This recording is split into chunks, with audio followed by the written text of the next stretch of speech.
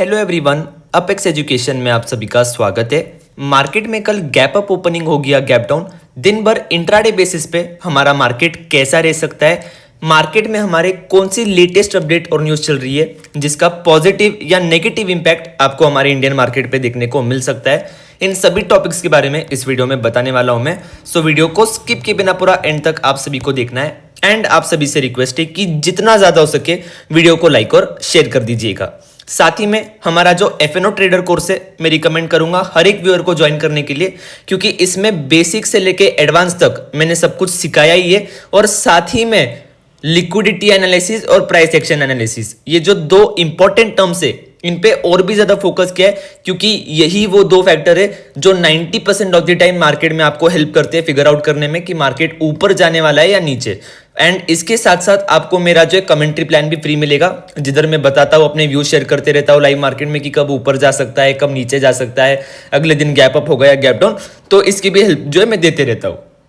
तो अगर आप लोग ज्वाइन करने में इंटरेस्टेड हो तो व्हाट्सएप पे कांटेक्ट कर सकते हो। मेरा व्हाट्सएप नंबर आप सभी के स्क्रीन पे डिस्प्ले हो रहा है और व्हाट्सएप लिंक जो है कमेंट सेक्शन में मिल जाएगा, ठीक है। सो बेसिकली कल मार्केट के बारे में बात कर लेते हैं। कल फ्राइडे होता है, किसी भी इंडेक्स की फ्राइडे होता है, नहीं सॉरी, कल फ्राइडे है, किसी भी इंडेक्स की एक्सपायरी नहीं होती है कल। तो पहले तो जो है न्यूज़ के बारे में बात कर लेते हैं। तो जैसे कि मैंने आप लोगों को जो वेडनेसडे को कहा था कल के वीडियो में कि रात को यूएस का जो इकोनॉमिक डाटा आने वाला है, तो इकोनॉमिक डाटा आ चुका है। तो पिछले क्वार्टर से डाटा जो है 0.3% गिर कर आया है, ठीक है। थोड़ा सा हल्का सा खराब आया है, बट फिर भी आप लोगों ने देखा होगा कि डाउ जोन्स में कल रात को कोई क्रैश देखने को नहीं मिला। एंड जो लोग डाउ जोन्स को 7 बजे से लेकर रात के 1 बजे तक देखते रहते हैं तो उन्होंने तो ये भी देखा होगा कि डाउ जोन 400 पॉइंट नीचे खुला था और इकोनॉमिक डाटा खराब आने के बावजूद भी 400 पॉइंट नीचे वाला Dow Jones by end of the day 140 point ऊपर जाके बंद हुआ है, which is a recovery of approximately 540 points, ठीक है। तो ऐसा क्यों हुआ है? तो अगर आप लोग वो रिपोर्ट पढ़ते हो ना, तो जो इंपोर्ट्स है, इंपोर्ट्स काफी ज्यादा कम हो गए जब से डोनाल्ड ट्रम्प ने टैरिफ वॉर शुरू किया है। तो पिछले 2-3 महीने से जो इंपोर्ट्स कम हो गए, तो उसके कारण से जो एक्सपेक्ट कर रहे थे सब लोग किया, वॉल स्ट्रीट तो इससे भी ज्यादा जो खराब नंबर्स एक्सपेक्ट कर रहा था, बट उसके अकॉर्डिंग ये मतलब कुछ भी मतलब खराब नंबर्स नहीं आए जीडीपी के, जो जीडीपी डाटा के। तो इसलिए आप लोगों ने देखा कि कल रात को जो डाउ जोन्स में कोई इफेक्ट मतलब पड़ा नहीं ज्यादा।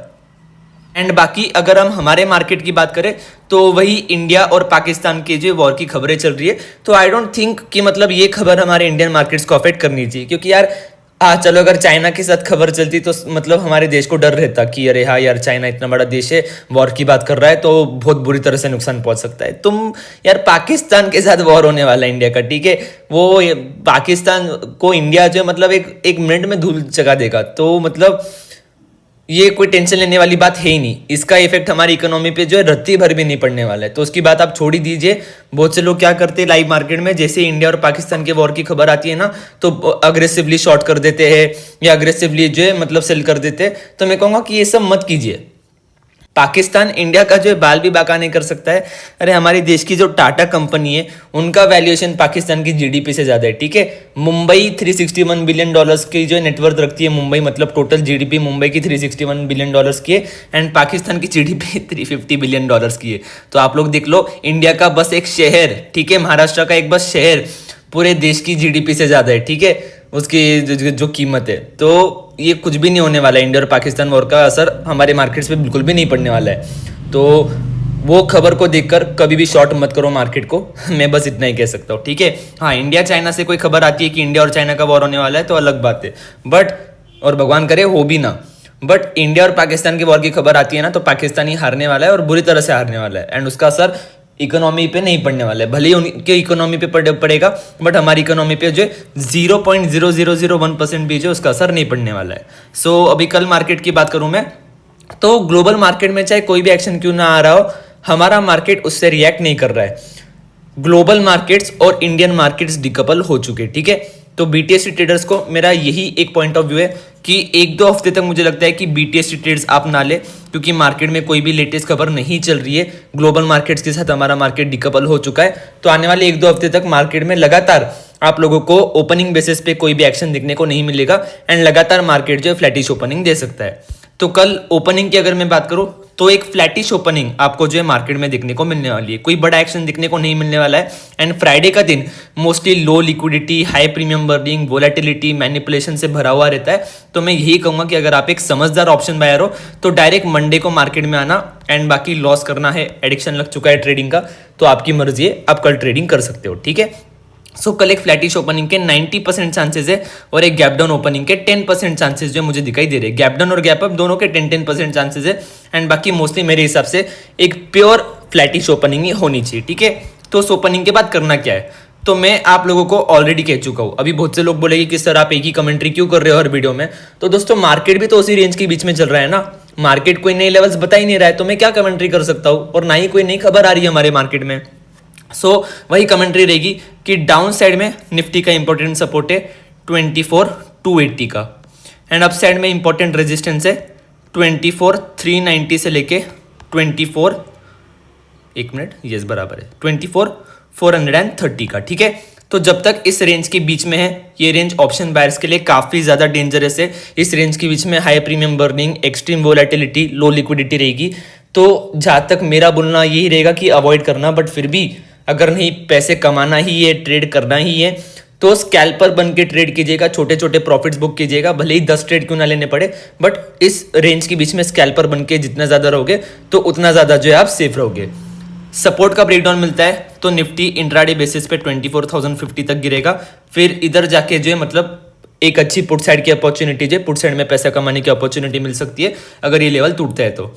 एंड अप साइड में ये रहेगा इंपॉर्टेंट रेजिस्टेंस लेवल। ये इस लेवल को आप लोग देख रहे हो कि मार्केट बिल्कुल भी नहीं तोड़ पा रहा है। कल भी अगर वेडनेसडे के मार्केट में आप देखते थे ना, जिनको लिक्विडिटी के बारे में समझ में आता है, तो कॉल के प्रीमियम्स में इतनी ज्यादा लिक्विडिटी थी कि अगर मार्केट कल इन लेवल को तोड़ देता तो 24,600 तक की रैली इजीली देखने को मिलती है आप लोगों को, और 10-10, 15, 20-20 रुपए के प्रीमियम जो है कल 100-150 रुपए तक शूट कर सकते थे, बट क्यों नहीं करे, क्योंकि हैवी कॉल रेटिंग है अपर साइड में। 24,400 से लेके 24,700 तक इतनी ज्यादा हैवी कॉल रेटिंग है कि अभी बस एक कोई अच्छी खबर आती है मार्केट में तो ही हम इस रेंज को तोड़ पाएंगे, वरना जब तक कोई अच्छी खबर नहीं आती है मार्केट में तब तक इस रेंज को तोड़ना मुश्किल है। एंड बाकी मैं आप लोगों को जो दोनों सपोर्ट और रेजिस्टेंस लेवल एक्सप्लेन कर चुका हूँ। जो समझदार और स्मार्ट ट्रेडर्स रहेंगे वो पूरे वीडियो को फॉलो करेंगे एंड मेरी बताई हुई बातों को जो अप्लाई भी करेंगे, एंड जो फुलिश ट्रेडर है तो वीडियो के जो थंबनेल को देख के ही भाग जाएंगे एंड गाली गलौज करेंगे कि आपने गैप डाउन बोला था, आपने गैप अप बोला था, ये क्या हो गया, वो क्या हो गया। तो अभी आपके ऊपर है कि आप फुलिश हो या स्मार्ट हो। आ जाते हैं हमारे बैंक निफ्टी के ऊपर। तो अगर मैं बैंक निफ्टी की बात करूं तो ये भी जो एक रेंज के बीच में फंसा हुआ है, 55,100 से लेके 55,700, ठीक है। बराबर 55,100 के आसपास आके बाउंस बैक लेके 400 पॉइंट ऊपर जा रहा है, बराबर 55,700 के आसपास रिजेक्शन लेके 400 पॉइंट नीचे गिर रहा है। तो यही पिछले जो एक हफ्ते से बैंक निफ्टी में चल रहा है। तो फ्राइडे मार्केट की बात करें तो बैंक निफ्टी तो ऑलरेडी आप लोगों को पता है कि 3 हफ्ते तक तो इसमें हाई प्रीमियम की वजह से मतलब ज्यादातर ऑप्शन बायर्स ट्रेड नहीं करते, एंड फ्राइडे के दिन तो और भी ज्यादा लो लिक्विडिटी रहती है। बट जैसे कि मैंने कहा कि जिन्हें आदत लग चुकी है कुछ ना कुछ करना ही है मार्केट में, तो इसलिए आप लोगों के साथ शेयर कर देता हूं मैं। तो कल बैंक निफ्टी में भी एक फ्लैटिश ओपनिंग होगी। सपोर्ट लेवल रहेगा कल के लिए 54,980 से लेके 55,020। ये इंट्राडे बेसिस के बता रहा हूं मैं, यस। और अप साइड में रेजिस्टेंस रहेगा कल 55,350 का। तो फर्स्ट ऑफ ऑल इस रेंज के बीच में जब तक है अवॉइड करो, एंड आदत लग चुकी है ट्रेडिंग की, कुछ ना कुछ करना ही है, लॉस प्रॉफिट। तो buy on support sell on resistance की स्ट्रैटेजी जो है मुझे लगता है कि बेनिफिशियल रह सकती है। इन लेवल्स का ब्रेकडाउन मिलता है तो बैंक निफ्टी 54,600 तक क्रैश कर सकता है। इन लेवल्स का ब्रेकआउट मिलता है तो बैंक निफ्टी 55,600 तक जा सकता है। एंड बाकी जब तक इन लेवल्स के बीच में है तो अवॉइड करो। And as a option buyer मेरा तो यही मानना है कि बैंक निफ्टी को आखिरी हफ्ते में हाथ लगाओ, जब भी मंथली एक्सपायरी को एक हफ्ता बाकी रह गया रहता है ना, तभी तो भी बैंक निफ्टी में लिक्विडिटी रहती है और अच्छा खासा बैंक निफ्टी जो पैसा बनाने की अपॉर्चुनिटीज देता है। 3 हफ्ते मुझे नहीं लगता है कि बैंक निफ्टी में ट्रेड करके कोई मतलब बनता है। 900-1000 रुपए के प्रीमियम मिलते हैं, कोई ज़्यादा एक्शन रहता भी नहीं है, बड़े बड़े मूव्स आने के बाद प्रीमियम शूट करते हैं। तो आई थिंक कि ज़्यादातर फोकस आप लोग अपना निफ्टी और सेंसेक्स में कीजिए, क्योंकि उधर तो भी लिक्विडिटी है। ऐसा नहीं कि वो साइडवेज नहीं होते, वो भी होते, बट उधर लिक्विडिटी और वॉल्यूम से, क्योंकि अभी भी वो जगह जो है ऑप्शन बायर्स के लिए फेवरेबल है। सो लेट्स सी क्या होता है मार्केट में। सो निफ्टी और बैंक निफ्टी दोनों पे मेरा क्या पॉइंट ऑफ व्यू है बता चुका हूँ मैं। कोई हेल्प चाहिए कमेंट सेक्शन में पूछ लेना, और कोर्स या जो है कमेंट्री ज्वाइन करना हो तो ही मुझे व्हाट्सएप पे कांटेक्ट करना। So thank you for watching the video. Keep loving, keep supporting.